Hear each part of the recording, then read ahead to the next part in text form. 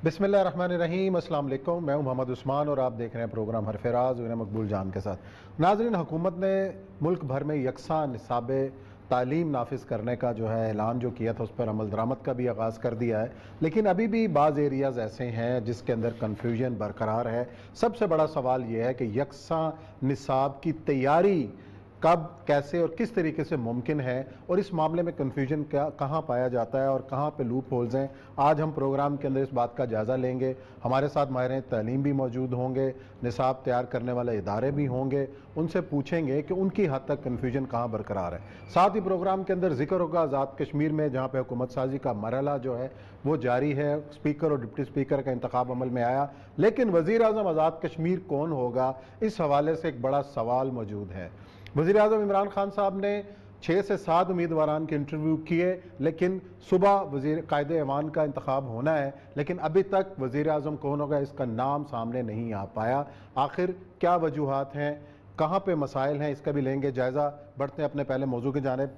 और ये सब बहरहाल इमरान खान साहब का एक वादा तो पूरा हुआ, यकसा निसाब तालीम उन्होंने पूरा किया कि 5वीं जमात तक के जो सिलेबस है उसमें बाज़ किताबें जो हैं वो हुई हैं, लेकिन अभी भी लूप होल्स बाकी हैं। इसमें क्या कहेंगे, कहाँ पे मसाइल कहाँ जहाँ निशानदेही हो? 3 बुनियादी चीज़ें होती हैं। एक आपका होता है कोर ग्रुप, जो आप सिलेबस डिज़ाइन करते हैं कि आपके क्या क्या आपने पढ़ाना है। दूसरा आपका होता है टीचर्स ट्रेनिंग मॉड्यूल्स। ठीक है, जिस बंदे ने पढ़ाना है उसको तो पता हो कि क्या है, उसके लिए बाकायदा डिज़ाइन किया जाता है कि अब आइंदा से जो सीटी करेंगे, जो बीटी करेंगे, या बाकी लोग जो होंगे, या इवन जो के जो मुख्तलिफ किस्म के एजुकेटर्स वगैरह में पढ़ के आएंगे उनके पास वो। और तीसरी अहम तरीन चीज़ होती है आपकी कोर्सेज की बुक्स एंड साथ कापियाँ, जो वर्क।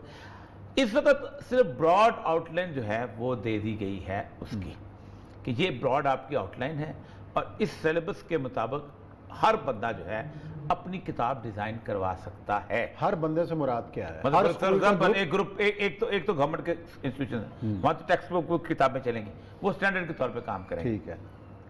एक और ग्रुप है जिसके प्राइवेट एजुकेशन, एक ग्रुप मतलब फ्रॉम बीकन हाउस है, सुपीरियर है, पीस यूनाइटेड ग्रुप है, ये सारे ग्रुप है ना। एक ग्रुप अगर चाहते हैं कि अपनी किताब अपने हिसाब से लिखवाएं तो वो चीज़। अच्छा, इसमें यूनिफॉर्मिटी कैसे रखेगी? फिर सबसे बड़ी बात यह है कि इस एज के अंदर सबसे इंपॉर्टेंट चीज होता है कि एक फिक्रे की ट्विस्ट पूरी जिंदगी की ट्विस्ट होती है। सही है। आपने एक फिक्रा जो है अगर आपने यूं इस तरह का फैला दिया तो मैं तो जैसे अक्सर मिसाल देता हूं कि हमारे किताबों के अंदर गुज़श्ता तकरीबन 25-30 साल से, बल्कि 50 साल से रसूल अकरम सल्लल्लाहु अलैहि वसल्लम के बारे में एक झूठी रिवायत चली आ रही है कि एक बुढ़िया आप पे कूड़ा फेंकती थी और आप सल्लल्लाहु अलैहि वसल्लम एक दिन नहीं फेंकी, आप बीमार थे। तो ये कोई रिवायत ना हदीस में है ना किसी और तरीके में, किसी भी जगह पर नहीं लेकर चली। एक दफा किसी ने लिख दी और आगे चली है, मक्खी मार। अब इसको कैसे? अच्छा, अब सबसे बड़ा बात है जो पाकिस्तान के टेक्स्टिक बोर्ड्स हैं वो तो ऐसे हैं कि जिनका कोई तसव्वुर ही नहीं है किसी तौर पर वो, और किसी तौर पर वो आते ही नहीं किसी तौर। ये है असल मसला। तो अब तक तो हमारे पास मेरे ख्याल कुछ गेस्ट भी हैं इसी हवाले से। शायद वारसी साहब हैं, आफाक जो बहुत बड़ा इदारा है निसाब की तैयारी के हवाले से, उसके CEO हैं, मुमताज़ माहिर तालीम है, शायद वारसी साहब, उन्होंने हमें ज्वाइन किया। और एक और बड़े पब्लिशिंग हाउस हैं, फवाज नियाज साहब ने हमें ज्वाइन किया है। दोनों को खुशामदीद किया अपने शो में, और गुफ्तगू का आगाज़ करेंगे शायद वारसी साहब से। शायद वारसी साहब, ये जो हमने जो नुकात उठाए हैं और रिया साहब ने जो गुफ्तगू की है, तो इस हवाले से आपकी क्या तजावीज़ हैं कि ये जो यकसानियत लाने के लिए जो आउटलाइन दी है हुकूमत ने, उसके ऊपर किस तरीके से अमल दरामद मुमकिन हो सकता है? जी, बिस्मिल्लाहिर्रहमानिर्रहीम। अच्छा, इसमें गवर्नमेंट ऑफ पाकिस्तान की तरफ से जो सिंगल नेशनल करिकुलम का इनिशिएटिव है, ये बहुत अच्छा इनिशिएटिव है। और सिंगल नेशनल करिकुलम के साथ साथ किताबों के जो NC का है वो भी मामला ठीक है। लेकिन जो कन्फ्यूजन शुरू से चली आ रही है वो ये कि पूरी दुनिया में जो नेशनल करिकुलम होता है उसमें नेशनल करिकुलम में लर्निंग आउटकम लिखे हुए होते हैं। यानी आप अगर करिकुलम को समझें तो उसमें उसके ऑब्जेक्टिव होते हैं, उसका कंटेंट होता है, मेथोडोलॉजी होती है, असेसमेंट होता है। तो एक आउटलाइन दे दी जाती है जिसमें लर्निंग आउटकम लिखा हुआ होता है कि अगर आप इंग्लिश की किताब पढ़ रहे हैं तो आपकी लिसनिंग, स्पीकिंग, रीडिंग, राइटिंग, इसका लेवल क्या होगा। तो वो करिकुलम डॉक्यूमेंट बहुत अच्छा डॉक्यूमेंट बना है, पूरे प्रोसेस को फॉलो करके बना है। लेकिन इस करिकुलम डॉक्यूमेंट बनने के बाद फिर मुख्तलिफ पब्लिशर्स को ये इजाज़त होती है कि वो अपनी टेक्स्ट बुक उसके मुताबिक बनाएं और गवर्नमेंट से उसके बाद उसकी NOC लें। अब वो जो प्रोसेस है इस वक्त करिकुलम बनाने के बाद टेक्स्ट बुक बनाने का, वो पब्लिशर्स ने टेक्स्ट बुक बनाई, बनाने के बाद वो एनओसी की प्रोसेस के लिए दिया गया। बास प्रोविंस ने, क्योंकि यहाँ पे फेडरल लेवल पे इसकी एनओसी नहीं हो रही बल्कि पूरे पाकिस्तान में अलग अलग सूबों से एनओसी ली जा रही है, उस एनओसी की वजह से बास प्रोविंस में 80% एनओसी मिल गई, बास प्रोविंस से 20% मिली, और इसी दौरान में अगस्त में अब दोबारा सेशन जो है वो स्टार्ट हो गया। अब अगस्त में सेशन स्टार्ट होने के बाद सिंगल नेशनल करिकुलम की जो थीम है, जो उसकी स्पिरिट है, वो स्पिरिट ये है कि लोग मेमोराइज ना करवाएं, टेक्स्ट बुक को न रटवाएं, बल्कि जो लर्निंग आउटकम दिए गए हैं उस लेवल को अचीव करें। आप देखें ग्रेड 1 से लेकर मैट्रिक तक हमारा स्टूडेंट इंग्लिश पढ़ता है, लेकिन ना वो इंग्लिश में बोल सकता है, ना सुन सकता है, ना समझ सकता है। रीजन ये है कि वो मेमोराइज करता है, लर्निंग आउटकम को अचीव नहीं करता। अब इसको इम्प्लीमेंट करना चाहिए था कि जो गवर्नमेंट ने स्टैंडर्ड दिया उसको फॉलो किया जाए, ना कि इस पे फोकस किया जाए कि आप इस किताब को पढ़ाएंगे और इस किताब को नहीं पढ़ाएंगे। अब इसमें प्राइवेट स्कूल जिन्होंने अप्रैल से सेशन स्टार्ट किया या मार्च से सेशन स्टार्ट किया, वो पूरे पाकिस्तान में इस वक्त किताबें खरीद चुके हैं। वो स्कूल जो अगस्त में सेशन स्टार्ट कर रहे हैं वो अपना सेशन अभी स्टार्ट कर रहे हैं। अगर ये तमाम स्कूल भी एक साथ सेशन स्टार्ट करें तो इस वक्त उनके पास ये चॉइस नहीं है कि वो अपने लर्निंग आउटकम को अचीव करने के लिए जो किताब या जो कंटेंट यूज करना चाहें वो कर सकें। ये चॉइस उनके पास इसलिए नहीं है कि अब तक एनओसी का प्रोसेस जो है बास प्रोविंस में कंप्लीट नहीं हुआ है।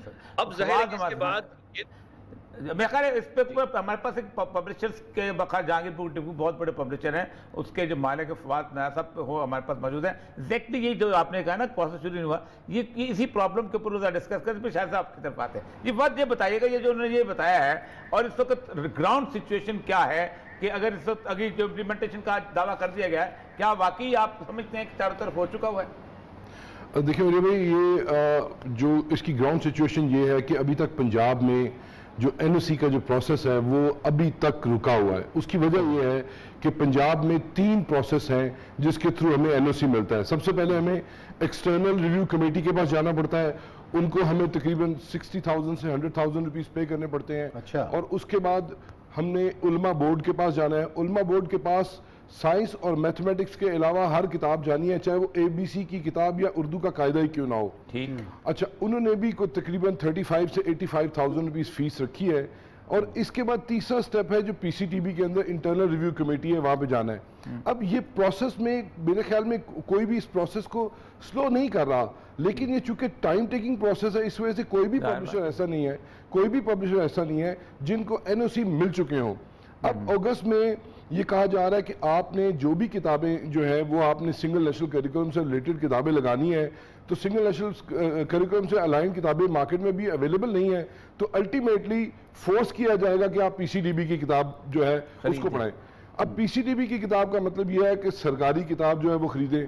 अब सरकारी किताब जितनी बिकती है उसमें सरकार को किसी ना किसी एंगल से, चाहे वो जो भी मामला होते हैं वो मामला जो है वो चलते रहते हैं, जो वहाँ पे लोकल PCTB। अच्छा, ये बताइए कि सरकार तो खुद प्रिंटिंग प्रेस नहीं है सरकार के पास, ना ये कैपेसिटी है, वो भी तो जाके उर्दू बाजार से छपवाती है ना चीजें। जी और दुरुस्त कह रहे हैं। जो PCTB जो है वो दरअसल किताबें शाया करवाता है डिफरेंट प्रिंटर्स से, मतलब उसमें मोस्टली पब्लिशर्स नहीं होते हैं, वो मोस्टली प्रिंटर्स होते हैं जिन्होंने किताब छाप के PCTB को किताब देनी होती है।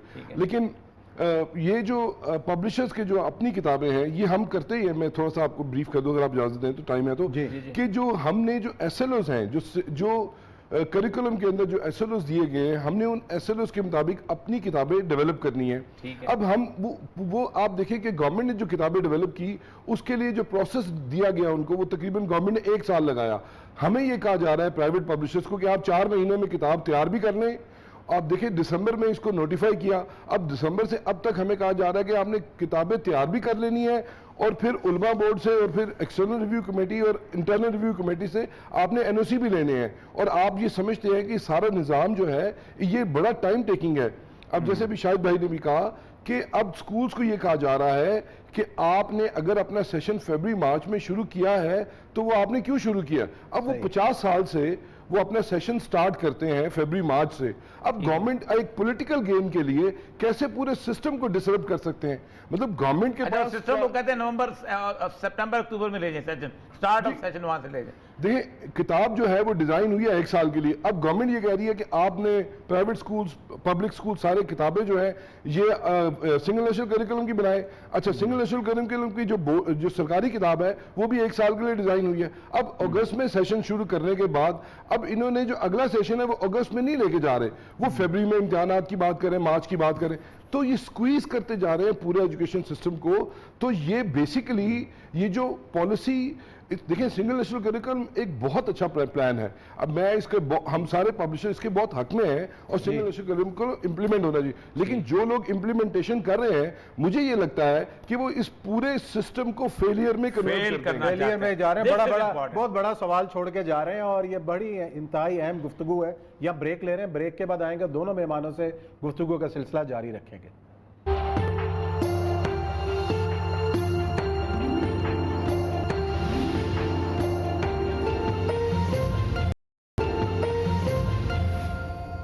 जी नाज़रीन, ब्रेक के बाद आपको खुशामदीद कहते हैं। हम बात करें यकसा निसाब तालीम और इससे जुड़ी हुई चंद मसाइल की। और इस वक्त हमें ज्वाइन किया है प्रोग्राम के अंदर सूबाई वज़ीर तालीम बराए स्कूल एजुकेशन मुराद राज साहब ने। अस्सलाम वालेकुम मुराद साहब। वालेकुम सलाम जी। मुराद साहब, हम बात कर रहे हैं, हमारे साथ पब्लिशर्स भी मौजूद हैं, माहिर तालीम भी मौजूद हैं, शाहिद वारसी साहब, कि ये जो आउटलाइन दी गई है पब्लिशर्स को और इसके अंदर कुछ मसाइल आने का खदशा है कि एक ही तरह की किताबें यकसा निसाब तालीम के हवाले से जो आपका एक ख्वाब था वो तो पूरा हुआ, लेकिन इसके अंदर जो मसाइल दरपेश हो सकते हैं उसकी निशानदेही हम कर रहे हैं। उसका हल कैसे? मसाइल के साथ मतलब फॉर एग्जांपल हर राइटर का अपना एक टेस्ट होता है, किसी ने कहा फिक्र साजी का, और ये जो पीरियड है ना 12 साल की एज जो है ये बड़ा इंपॉर्टेंट तरीन होता है। ये एक फिक्रे का जरा सा टिल्ट जो है वो लेटर लेके जा सकता है उसको, और बड़ा साइकोलॉजिकल कंट्रोल उसको चाहिए होता है। तो इसकी यूनिफॉर्मिटी के लिए प्लस उलमा बोर्ड भी है आपने रखा हुआ, उसके साथ साथ एक आपकी कमेटी भी है, फिर टैक्स रिपोर्ट की है। इसको कैसे आप यूनिफॉर्म लेवल पे लेके आएंगे कि एक बच्चा जो कि अपना डेरा गाजी खान में पढ़ रहा है, राजनपुर में पढ़ रहा है, और एक लाहौर के मेन किसी बड़े इंस्टीट्यूशन में पढ़ रहा है, उसकी यूनिफॉर्मिटी कैसे इंश्योर करेंगे? देखिए, मैं आपको ये बताऊं कि इसमें हमने एक करिकुलम का फ्रेमवर्क दिया है। करिकुलम का फ्रेमवर्क का मतलब है कि हमने एक सर्कल बना दिया, आप पेन के साथ एक सर्कल पेज पे बनाएं और आप उस सर्कल के अंदर सबने रहना है। लोग समझ रहे हैं कि हम कह रहे हैं जी हमारी किताबें ही पढ़ाई जाएं, बिल्कुल भी नहीं हमारी किताबें पढ़ाई जाएं। हम कह रहे हैं कि आप अपनी किताबें भी बहुत सारे पब्लिशर्स ने हमें दी और वो हमने अप्रूव भी की, उसकी लिस्ट भी पीसीटीबी के साथ मौजूद है जो Punjab curriculum textbook board है, और हर एक को उस सिर्फ फ्रेमवर्क के अंदर रहना है। आप 10 किस्म की किताबें पढ़ा सकते हैं as long as the books are within the curriculum and as well as वो पीसीटीबी से अप्रूव हुई। अब पीसीटीबी का और उलमा बोर्ड का ये रोल है इसके अंदर कि ये बुक्स जो हैं ये उनमें उनकी जब स्टैंप लगेगी तो इसका मतलब कि ये करिकुलम के फ्रेमवर्क के अंदर है। बाकी आप उसमें 10 चीजें ऐड कर सकते हैं, 10 चीजें निकाल सकते हैं, मगर as long as they're in the framework that's all it matters. जी अच्छा मुराद साहब, एक जो शिकायत है पब्लिशर्स की वो ये कहते हैं कि हमने वो तमाम तर रिक्वायरमेंट पूरी कर रखी है, लेकिन सुबह पंजाब के अंदर उसका एनओसी अभी तक नहीं मिल रहा, इसलिए किताबें शाया नहीं हो रही।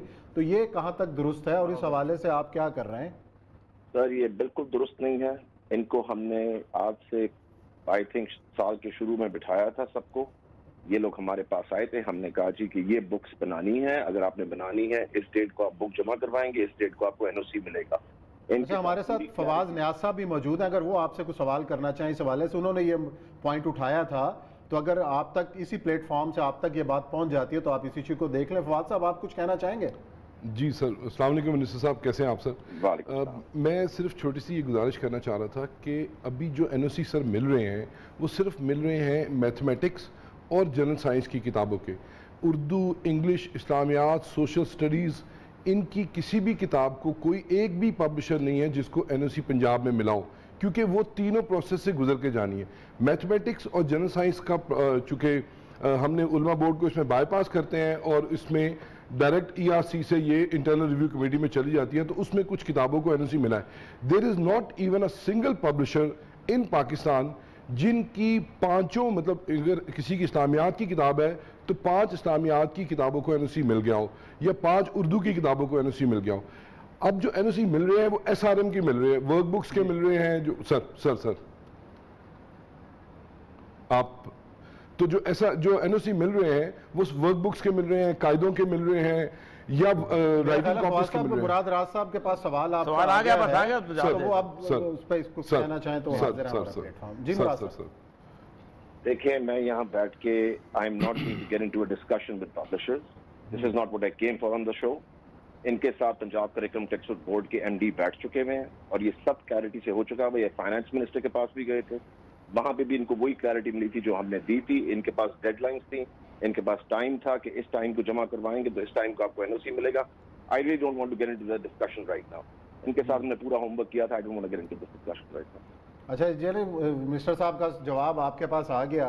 अब इस हमारे साथ बहुत शुक्रिया मुराद राज साहब. अब हमारे साथ मौजूद हैं काशिफ मिर्ज़ा साहब, आल पाकिस्तान प्राइवेट स्कूल फेडरेशन के प्रेसिडेंट हैं. उनको किन मुश्किलात का सामना है निसाब के हवाले से, उन्हीं से पूछेंगे. जी काशिफ मिर्ज़ा साहब बताइएगा. देखिए जी, पहली बात तो सबसे मुश्किल चीज़ ये है कि ये जो स्लोगन बड़ा खूबसूरत है, वन नेशन वन करिकुलम, बड़ा आइडियल है. इमरान खान साहब का एक विजन है और जो पीटीआई ने इलेक्शन मैनिफेस्टो में कहा था सिंगल एजुकेशन सिस्टम, तो ये उसका एक छोटा सा पार्ट है. 4 उसके मुख्य पार्ट है, जिनमें से एक जो है वो सिंगल नेशनल करिकुलम है. और 3 सालों बाद अल्लाह करके इन्होंने अगर कुछ दिया भी है तो वो निकला क्या है, ना वो सिंगल है ना ही वो नेशनल है. हम पहले की बात ये है कि इस सिंगल नेशनल करिकुलम और सिंगल एजुकेशन सिस्टम दोनों के इमरान खान साहब के विजन के साथ हैं भरपूर तौर पे. बट अनफॉर्चुनेटली जो आगे इमरान खान साहब की टीम है, 3 साल बाद जो उन्होंने निकाला उसकी सूरत हाल आप समझ लीजिए. पहले तो जो है मार्केट्स में बुक नहीं है. जिस तरह अभी मेरे एक भाई जो है पब्लिक इन्होंने ये बात की है कि उनको एनओसी जो है वो मुकम्मल नहीं मिलेगी. 25 लाख. आपने मिनिस्टर साहब का जवाब भी तो सुन लिया. क्या बात है.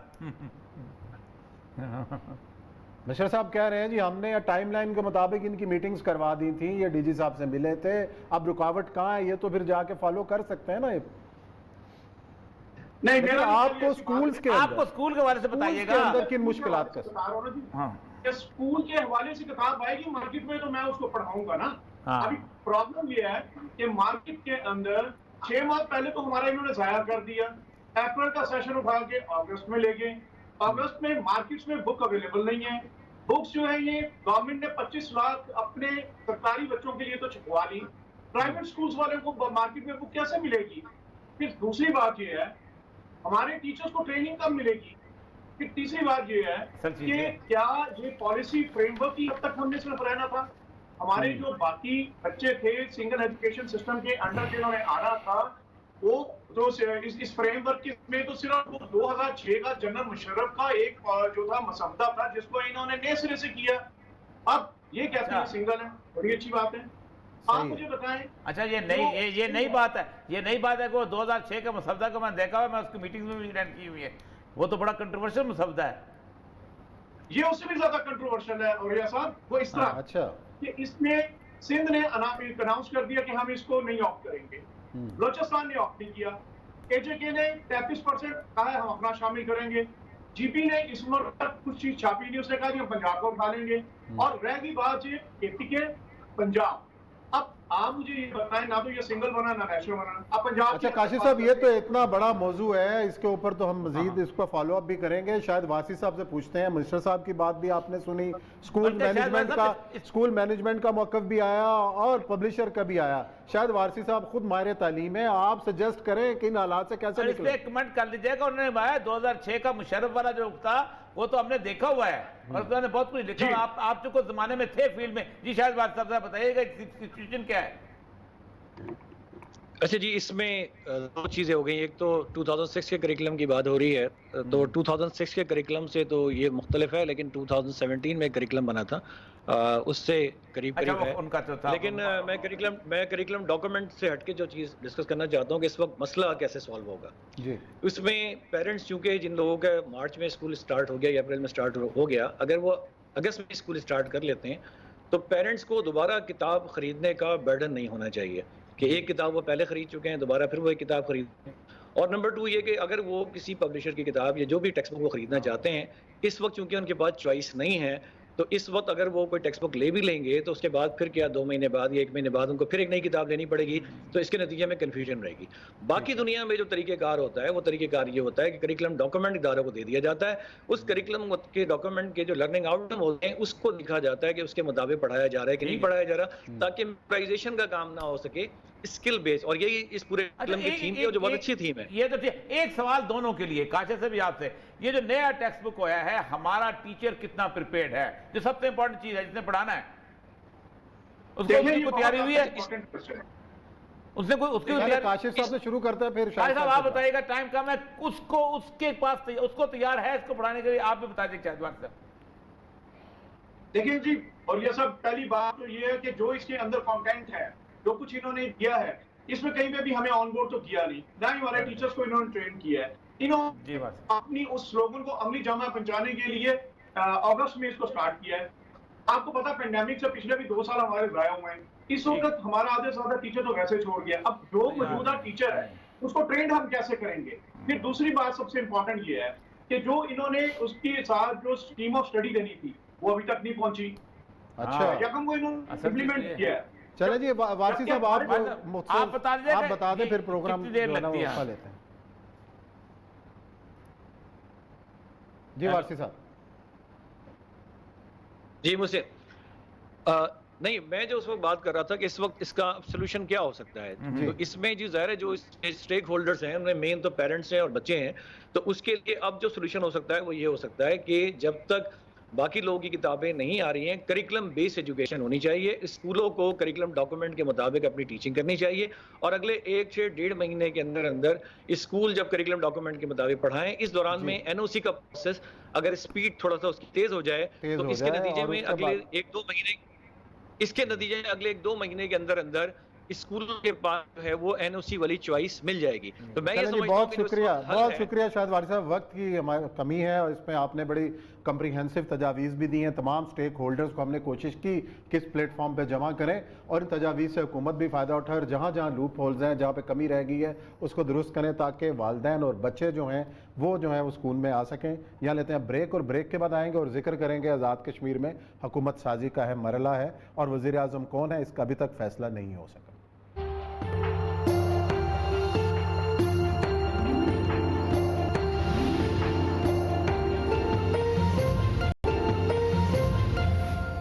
जी नाज़रीन, ब्रेक के बाद आपको खुशामदीद कहते हैं। आज़ाद कश्मीर में हुकूमत साजी का मरला जारी है और आज स्पीकर और डिप्टी स्पीकर का इंतखाब अमल में आया। कल बड़ा मुकाबला है और कल है कायदे-ए-वान का इंतखाब। पाकिस्तान तहरीक इंसाफ आज़ाद कश्मीर के कई उम्मीदवार इस ओहदे के लिए मुतमन्नी हैं और लाइनअप क्या होगा, किसके सर के ऊपर जो है वो ये ओहदा सजेगा। सरदार तमीर इलियास साहब हैं, बैरिस्टर सुल्तान साहब हैं, इसके साथ साथ ख्वाजा फारूक साहब हैं और भी कई उम्मीदवार हैं जिनके इंटरव्यूज़ वज़ीर आज़म इमरान खान साहब ने लिए हैं। कौन हो सकता है आज़ाद कश्मीर का वज़ीर आज़म, इस हवाले से हमने गुफ्तगू के लिए दावत दी है नसरुल्लाह मलिक साहब को। सीनियर एंकर तजिया कार हैं और आज़ाद कश्मीर के इंतखाबात को उन्होंने बड़े करीब से देखा भी है। उनसे पूछते हैं कि आखिर क्या ताख़ीर हो रही है, क्यों हो रही है? क्या इमरान खान साहब वहाँ भी उस्मान बुज़दार साहब जैसे किसी फ़र्द का मुतलाशी हैं कि कोई ऐसा बंदा कि इतना बड़ा सूबा बड़े कामयाबी से जो चला रहे हैं, आज़ाद कश्मीर में भी ऐसा ही कोई बंदा वो तलाश कर लें कि कोई सुकून हो और उनके ऊपर दबाव ही ना हो किसी तरफ से? क्या कहते हैं? जिसके घर में बिजली ना कम से कम आती हो, ऐसा बिजली तो आज़ाद कश्मीर के हर गांव में है वैसे। और ये साहब जी मलिक साहब, मेरे ख्याल और ये सबने दुरुस्त कहा है कि पीटीआई ने अपने तजुर्बात से कुछ नहीं सीखा। पीटीआई की सोच अभी भी यही है कि जैसे कि पंजाब में फैसला किया गया था कि एक नया बंदा उसको आजमाया जाए और जो शायद इतना एक्टिव ना हो, अगर उसकी परफॉर्मेंस इतनी अच्छी नहीं होगी तो यकीनी बात है इस्लामाबाद में बैठी हुकूमत जो है वो क्रेडिट लेती रहेगी। और अब भी जैसे तरीके से इस्लामाबाद से ही पंजाब की हुकूमत भी चलाई जा रही है। अगर आप आज़ाद कश्मीर के थोड़े से पस मंज़र को देखें तो आपको याद होगा 2016 में इस पीटीआई के पास 2 नशिस्तें थी। बिल्कुल जी जी। बैरिस्टर सुल्तान महमूद साहब प्रेसिडेंट आज़ाद कश्मीर, और जिस तरीके से पीटीआई की वहाँ सूरत हाल रही, जो वोट बैंक बना वो भी सबके सामने है। और लेकिन इन इंतखाबात से कबल सरदार तनवीर इलियास जब मैदान में उतरे तो उनके ज़िम्मे लगाया गया कि किसी तरीके से बड़े धड़े तोड़े जाएँ, साबिक जो वज़रा हैं उनको तोड़ा जाए। मेरे ख्याल में इमरान खान साहब ने जो टारगेट दिया वो सरदार तनवीर इलियास ने पूरा कर दिया। लोगों को वो पार्टी में भी लेकर आए, मुख्तलिफ हलकों के अंदर जो धड़ेबंदियाँ थी उनको भी ख़त्म कराने में कामयाब हुए। फिर as a deputy chairman election जो कमीशन जो उनका था इलेक्शन कैंपेन के इंचार्ज के तौर पे, मेरे ख्याल में सारे हलकों में भी गए, अपने 2 हलके भी जीते। खुद वो बाग वस्ती बाग LA-15 से मुंतखब हुए। उनके चचा जो उनका अपना आबाई हलका है, उनके इंतकाल के बाद सरदार चूताई साहब के बाद उनकी एहलिया वहाँ से जीत गई। 2 नशिस्तें अपनी भी जीते और बाकी भी जो जिन जिन हलकों में धड़ेबंदी की ज़रूरत थी, कहीं अपने इनपुट की ज़रूरत थी, कहीं वसाइल की ज़रूरत थी, मेरे ख्याल में सरदार तनवीर इलियास ने उस टारगेट को पूरा किया। लेकिन उसके बाद जब पीटीआई जीत गई तो पीटीआई फिर उसी जोन में आ गई कि जी वोट शायद इमरान खान साहब के नज़रिए को पड़ा है और वोट पाकिस्तान तहरीक इंसाफ को पड़ा है। हालांकि अगर आप माइनस कर दें ये सारी जद्दोजहद जो सरदार तनवीर इलियास ने की, जद्दोजहद तो जंगीर तरीन साहब की भी थी पाकिस्तान में। मैं वही आपसे अर्ज कर रहा हूँ, जिन लोगों को शामिल कराया गया और जो सिटिंग वुज़रा अगर शामिल ना होते, अब अगर एक एक हल्के को डिस्कस करें तो पीटीआई कभी हुकूमत बनाने की पोजीशन में ना आती। लेकिन वहाँ तो सूरत यह है कि बरादरी सिस्टम इतना स्ट्रांग है कि पाकिस्तान में इतना नहीं, कहीं पर भी नहीं है। और वो अगर सरदार तनवीर इलियास और ये लोग अगर ना कोशिश ना करते तो पीटीआई को तो कैंडिडेट ना मिलते उस वक्त। यही मसला था, पीटीआई का कोई टिकट लेने को भी तैयार नहीं था, लेकिन पीटीआई समझते नहीं इन हालात से। अगर अब भी पीटीआई कोई ऐसा फैसला कोई गैर मारूफ आदमी को या किसी ऐसे आदमी को जिसको कोई धड़ेबंदी नहीं होगी, जिसके वोट नहीं होंगे, उसको वहाँ आज़ाद कश्मीर की वजारत उस्मा पे बिठा देगी, मैं समझता हूँ पीटीआई के लिए बड़ा ये नुकसान हो जाएगा। पीटीआई डिवाइडेड हो जाएगी, तकसीम हो जाएगी। बिल्कुल सरदार तनवीर इलियास एक्टिव नहीं रहेंगे, बैरिस्टर सुल्तान महमूद एक्टिव नहीं रहेंगे, और फिर इस सूरत हाल में पीटीआई का वहाँ गवर्नेंस को बेहतर करना एक बड़ा मुश्किल बन जाएगा, मरला बन जाएगा। लेकिन मलिक साहब, अब तक के जो वज़ीर आज़म के नाम सामने आए हैं जिनके इमरान खान साहब ने इंटरव्यू किए हैं, वो तो बड़े सीजनड लोग हैं। ख्वाजा फारूक साहब का नाम है, उनकी भी मुलाकात हुई, बैरिस्टर सुल्तान साहब की मुलाकात हुई, सरदार तनवीर इलियास साहब की हुई, एक अंसर अब्दाली साहब हैं, उनको हेलीकॉप्टर भेज के बुलाया गया, उनकी भी मुलाकात हुई, एक कयूम न्याजी साहब हैं, उनकी भी मुलाकात हुई। तो ये जो सारे जो लोग हैं ये तो सारे सीजन लोग हैं और इससे पहले भी कई ओहदों पे रह चुके हैं। तो आपको ये लगता है कि कोई गैर मारूफ आदमी इस सीट के ऊपर आके बैठ जाए कल? आप सुन के ये बात हैरान होंगे कि आज सारा दिन इस बात की कोशिश की जाती रही कि कोई वो हरूफ भी निकाले जाते रहे, हल्का नंबर फलां से अगर होता है तो वो कितना बेहतर या सूदमंद हो सकता है। तो ये जब कोशिश जब ये होंगी जी ठीक है किसी गैर मारूफ आदमी को ले आए। अच्छा, इसका मतलब ये है कि आज़ाद कश्मीर में वज़ीर आज़म का इंतखाब भी इल्मुल आदाद के नाम पर होगा। देखिए मैं वही कहता हूं, जब आप इस किस्म की चीजें आप पार्टी के अंदर होंगी, आप बिल्कुल जब इस चीज को भूल जाते हैं। अब पंजाब में गवर्नमेंट बनी, आपने दुरुस्त कहा, जंगीर खान तरीन अगर ना होते, अगर जनूबी पंजाब महाज ना होता, अगर चौधरी परवेज भाई साथ ना होते तो हुकूमत ना बनती। आपने मोहन सलाई को वजीर बनाने में टरखाए रखा, बिलाखिर चौधरी परवेज भाई साहब ने कह दिया कि भाई नहीं बनाएंगे तो हम आपके साथ नहीं होंगे, फिर आपको मोहन सलाई साहब को वजीर बनाना पड़ा।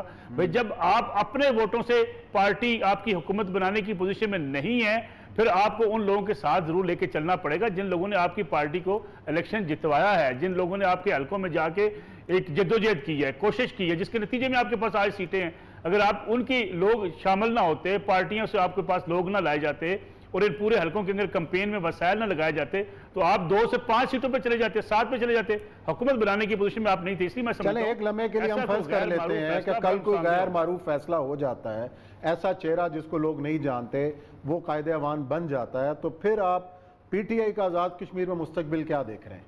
मेरे ख्याल में पीटीआई का आज़ाद कश्मीर में मुस्तकबिल ऐसा होगा कि लोग अगली दफा देखते रह जाएंगे कि पीटीआई का साथ। अगर ये मतलब साहब आखिरी सवाल ये है कि अगर इस धड़ेबंदी की सूरत ऐसी होती है कि पीटीआई अपना लीडर ऑफ द हाउस नहीं चुनवाने के काबिल नहीं रहती, लोग इतना ऑफेंड हो जाते हैं क्योंकि उनको पंजाब का तो अंदाजा है, तो क्या ऐसी सिचुएशन बन सकती है? मेरे ख्याल में फिर बिल्कुल बन सकती है। और इसी के लिए आपको पता है कुछ देर पहले ये इत्तलात थी कि सरदार तनवीर इलियास नाराज होकर मुजफ्फराबाद से इस्लामाबाद की तरफ चले जा रहे हैं। अच्छा, मेरे ख्याल में वापस होकर हाँ इस किस्म की चय मुगोइयाँ थी वहाँ पे कि देखिए अब जब आप एक पार्टी की एक लीडरशिप किसी को देते हैं, आप कहते हैं भाई ये आपकी जिम्मेदारी है, आपने ये हलकों में काम करना है, आपने इतनी सीटें जीत के दिखानी है और आप पार्टी को 2 से आपने लेके जाना है। आज 31 पे पार्टी चली गई, 2 सीटों से लेके अगर एक शख्स 31 सीटों पे लेके जाता है तो अगर आप उसको जो है एक लीडरशिप पे से हटाने की कोशिश करें या उसको ना माने तो मैं समझता हूँ ये पार्टी के लिए बड़ा नुकसानदेह होगा। तो कल का दिन बहुत इंपॉर्टेंट है जी। कल पता चल जाएगा कि क्या पंजाब का फार्मूला चलता है या इल्म दादात की रोशनी के अंदर कोई ऐसा ज़बरदस्त नाम सामने आता है। कल तक इंतज़ार कर लेते हैं, कल फिर शो में डिस्कस करेंगे आज़ाद कश्मीर की सूरत हाल। इजाज़त दीजिए, प्रोग्राम का वक्त ख़त्म होता है, कल इंशाल्लाह फिर मिलेंगे नए मौज़ूआत के साथ। अपना ख्याल रखिएगा, अल्लाह हाफ़िज़।